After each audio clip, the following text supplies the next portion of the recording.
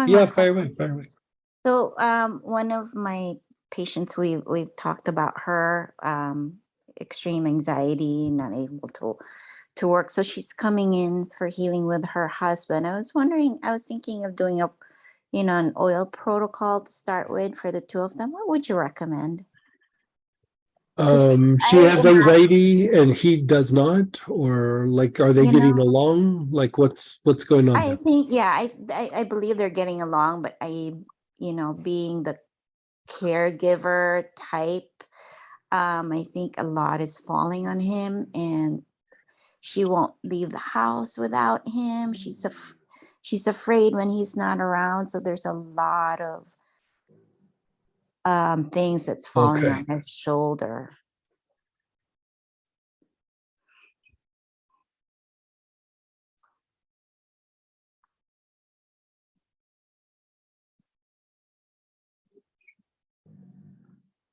I would do like a lot of like cleaning the cords. So the either the iron bark or the etheric cord blend, and I would do uh, protective web work. The protective web just helps to, it helps clean things up from the environment, but also what happens sometimes is like, we have the surface of the chakra and then it kind of comes down. And then between the surface of the chakra and the body is the protective web. And I know you know this, but I'm just saying it for everybody. And so the protective web is like a filter that keeps parasites and things from the environment from kind of coming in your energy body. And so what happens sometimes when things are coming at you, like somebody's projecting some energy or you're just in a dirty environment or something, that energy comes in and it hits those protective webs, and the protective web kind of tightens up a bit. Like it tightens up to keep that stuff from coming in, right? And so what happens over a period of time is it tightens up, but then the situation goes away and then it doesn't just relax, it stays kind of tight. And the flip side of that is that it also inhibits the kind of energy that can come out from deep. So like if you're trying to release like stress, for example, you can only release the amount of stress that directly corresponds to how much tension you have in your protective webs, right? So if you have, this much energy stuck in your system, but your protective webs are super like tense, you might only be able to release this much, no matter how hard you work it, right? But there's this much there, and so just because you can't get more out doesn't mean that it's not there. It's just the webs are holding it in too much. Like it's like what it's like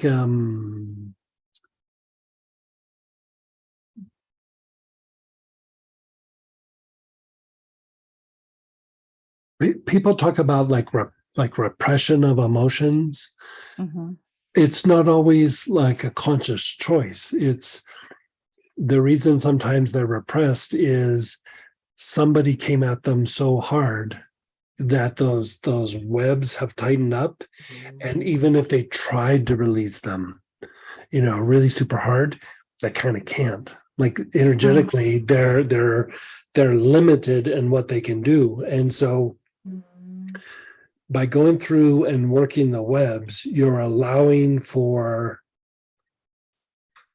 more energy to release out like easily by going through and doing that.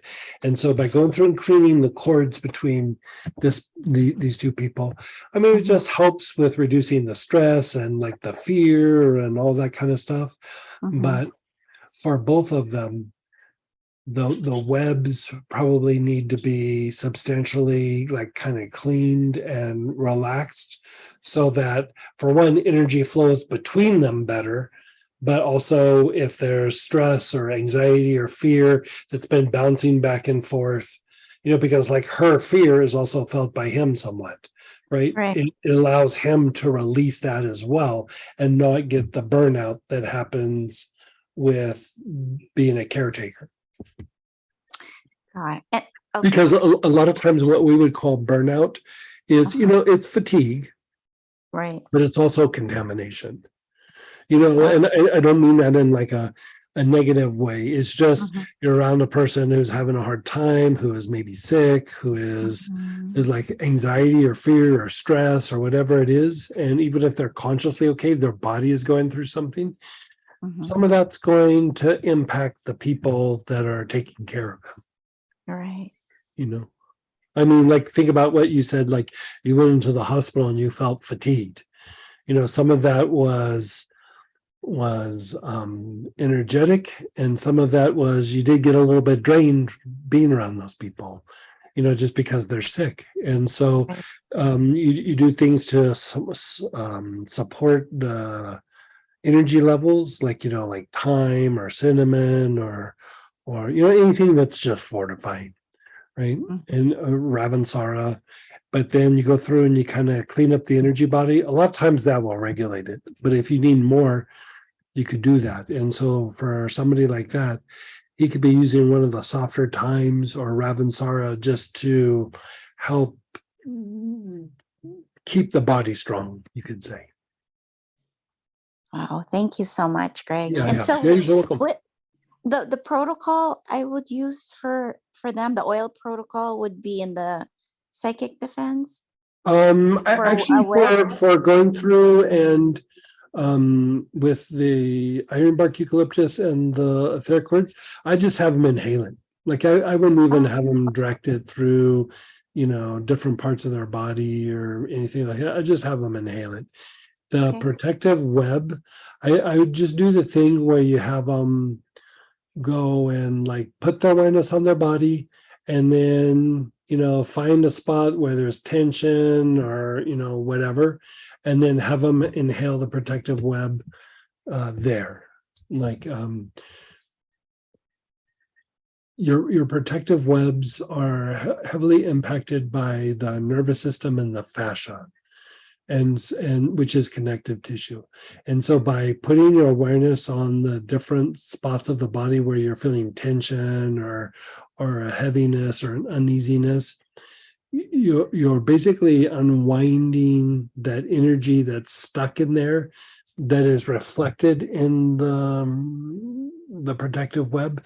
But it's like, I mean, this is a long explanation, but like you have like different, like little, like you could say little balls of energy that get stuck in the body, and they'll dictate how tight that protective web is supposed to be, or keep that energy stuck on the protective web.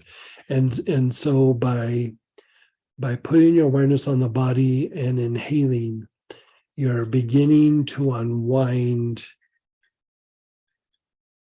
the stimuli that keeps the protective web so tight and allows for more energy just to flow out of the system, like more old energy, used up energy, old emotions, lower emotions, all that stuff just flows out much, much easier.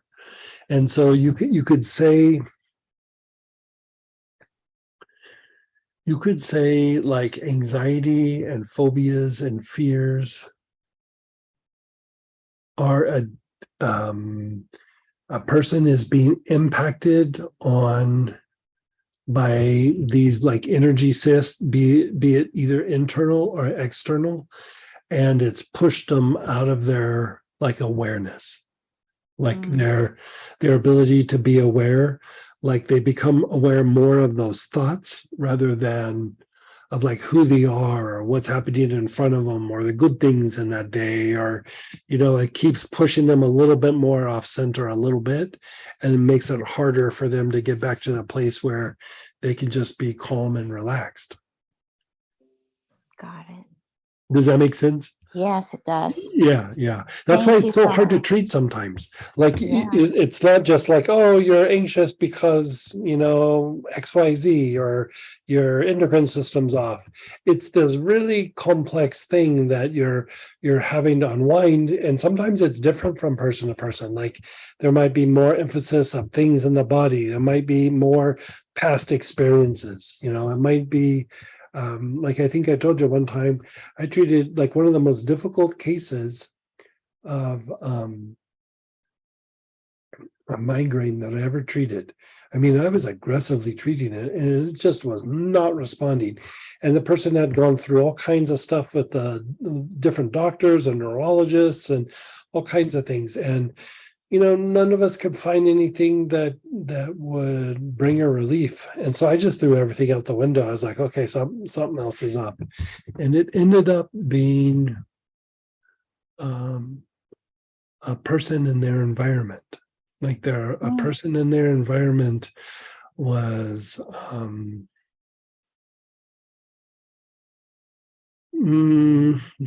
I think the clinical term is an a-hole.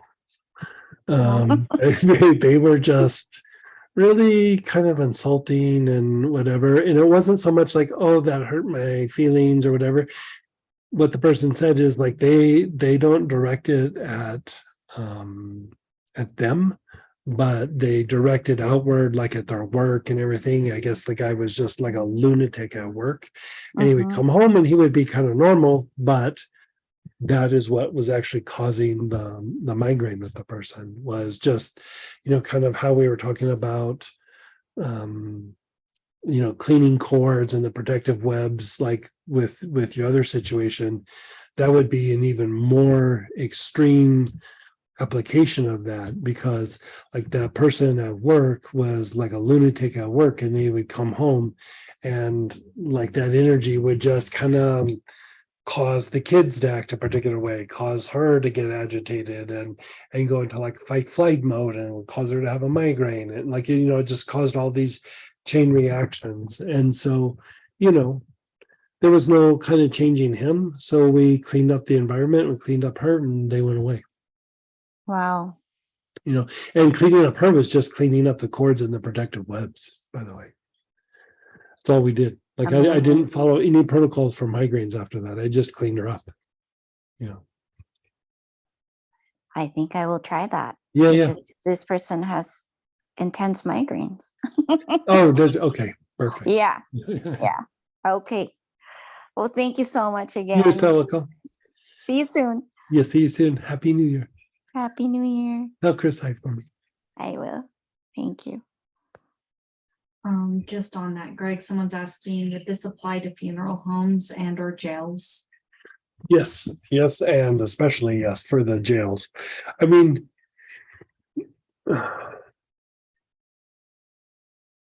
jails can just be low vibration just because of the nature of it. But depending on, like, if you're going there, like, one of the most congested people that I've ever treated was a probation officer, and he had done it for like 40 years or something, 45 years.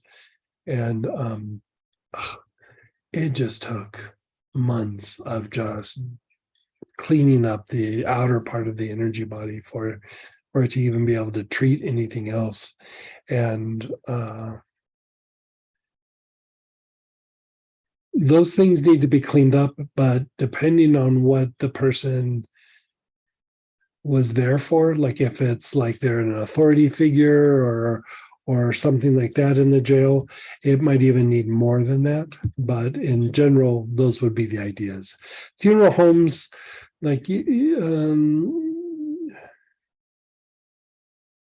sounds weird, but they're almost not as bad as a hospital, just because they don't have the quantity of people, and there's bodies decaying, obviously, because there's dead bodies there. But at the same time, part of why it's so hard in the hospital is you're walking around, and people who are sick, their energy body, like their physical body, sees you walking around and goes, oh, let's plug into them to get a little life force. Where at the funeral home, It's just decaying energy. It's not something trying to plug into you, right? And so actually not quite as bad. I mean, still contaminating somewhat, but not quite as bad. And then usually people are there to mourn a loved one. And so even if they're sad, the heart's still activated, has a cleansing effect on some of the contamination that can happen in the funeral home.